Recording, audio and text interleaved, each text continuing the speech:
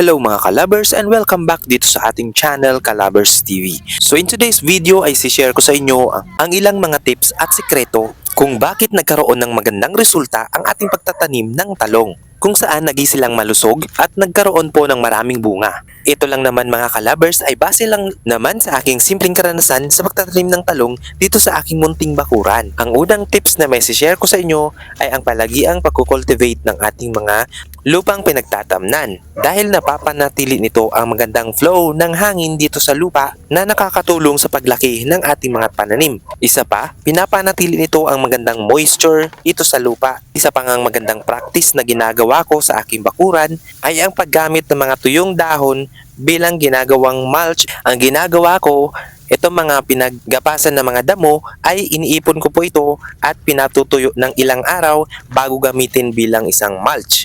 So ganito po ang ginagawa natin, ay pinapatong lang natin to sa may ilalim ng puno ng talong at siya namang magsisilbing protection nito sa kanyang lupa para magkaroon na rin ng magandang moisture ang ating lupa at lalong gumanda ang airflow ng ating hangin dito sa ating halaman para lumaki silang malusog at yan. At ngayon nga makikita nyo na namumulaklak na ang ating mga tanim na talong.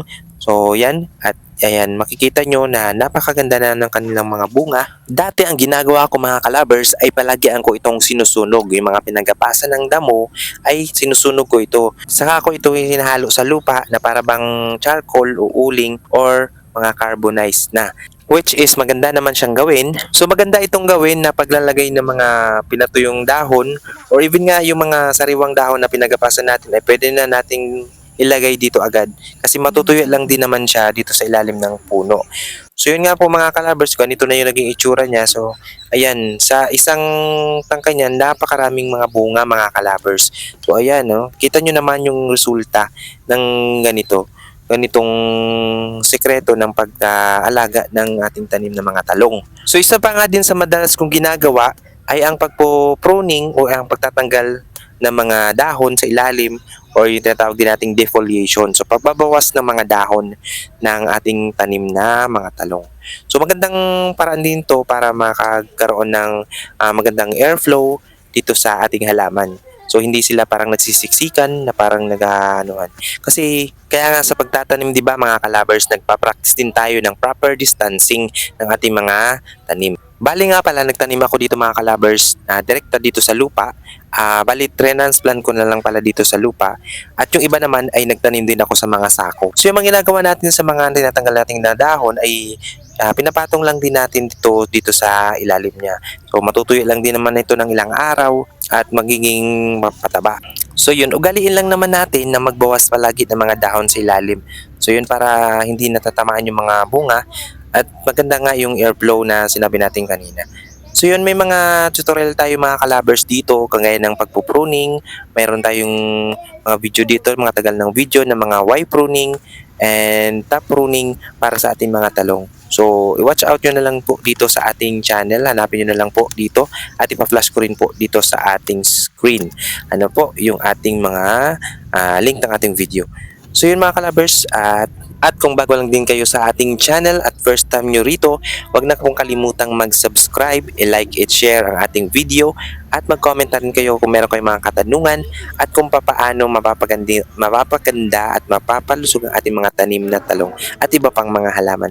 Dito lang yan sa ating channel mga kalabers. At sabay-sabay nating suportahan ang urban gardening at backyard gardening dahil ito ay hindi lang simpleng libangan, dahil ito ay nagbibigay ng magandang kabuhayan dito sa ating mga pamilya. Dahil maliit man o malaki ang ating spasyo, ay makapagtatanim pa rin tayo basta't nasa puso natin ang pagtatanim, ay walang imposible sa atin mga kalabers. Nakikita nyo ba ang punong ito mga kalabers? Ito ay ang puno ng kakawate. So ito madalas ko po itong ginagamit. So ituturuan ko naman ulit kayo ng isang napakagandang organic na pataba mula sa kakawate. So yung mga nakuha natin mga dahon ng kakawate ay inilalagay lang natin sa balde. So yan, tapos lalagyan natin ng isang baldeng tubig. Ay saka naman natin siya i-squeeze o kumbaga pipigain natin yung katas ng mga dahon na ito dito sa tubig hanggang sa makuha natin yung pinakakatas nito. Ayan, so ito yung gagawin natin na pandilig sa ating mga halaman. So ito, may ginawa pala ako dito mga tutorial videos ng ating kakawate. Meron din tayo mga fermented plant juice mula sa kakawate na nandito sa ating channel. So, pa-search na lang po sa atin mga kalabers.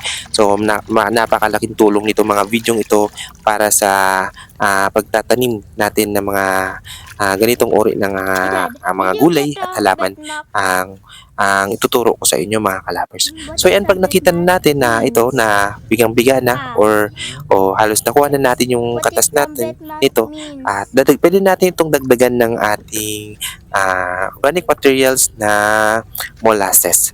So yan, maglagay lang kayo ng mga isang kutsara o isang sa maliit na lalagyan at tansyahin nyo lang po mga kalabers. Ayan, oh.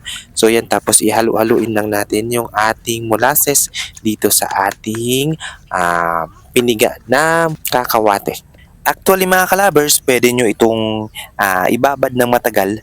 Kung gusto ninyo, ay pwede nyo yung gawin yun para mas ano nyo yung nutrients. Ako kasi minsan, madalas, direkta ko na itong nilalagay or pinangdidilig. So, hindi na ako masyadong nagbababad. Pero dati, ginagawa ko rin po yan. Pwede rin po yan. Optional naman po yan, mga kalabers. So, ayan, diligan lang natin to ng mga 2 times a week, mga ganun. So yun, pang-suporta po sa nutrients na kailangan ng ating mga halaman. So ayan, hayaan lang natin yung mga sapal na yan kasi nagiging pataba din po yan. Kalaunan, natutuyo yan sa ilalim ng puno ng talong. So ayan, di ba, makikita nyo mga kalabers na magiging maganda yung kinakalabasan ng ating mga talong. So yun mga kalabers, sana may natutunan kayo sa ating video ngayon. So yun mga kalabers, ito yung muna yung mga pinaka simple at mga pinaka-effective na tips na may bibigay ko sa inyo. Actually, napakarami niyan mga kalabers. Marami pa tayong mga tips na pwedeng ma-share sa inyo. Pero nandito yung iba dito sa ating channel. So, search nyo na lang po mga kalabers. Kaya naman I encourage yung mga kalabers to subscribe to our channel Kalabers TV para sa mas marami pang mga gardening and planting tutorials para sa inyo. Share ko lang din mga kalabers ng ilan sa mga tanim natin ay nag-apply din tayo dito ng top pruning technique. So, kung papaano yan, meron po tayo dito sa ating channel ng detailed instruction o tutorial para naman sa top pruning. Kaya naman search nyo na lang po dito sa ating channel mga kalabers para naman sa detailed instruction at paano matutunan ninyo ang tamang paggagawa ng top pruning method. So yan muna po mga si-share ko sa inyo ngayon mga kalabers. So thank you for tuning in sa ating channel Kalabers TV. Don't forget to subscribe, like, share, and comment kayo sa ating comment box kung meron kayong mga katanungan, suggestion, or meron din kayong gustong i-share na gusto nating malaman, ay welcome na welcome po yan dito sa ating mga kalabers. Hanggang sa muli, ako po ang inyong kalabers na nag-iwan ng isang maligayang pagtatanim. Marami pong salamat mga kalabers sa inyong panonood at pagtutok sa atin hanggang sa dulo. Hanggang sa muli mga kalabers, thank you for watching and see you on our next video.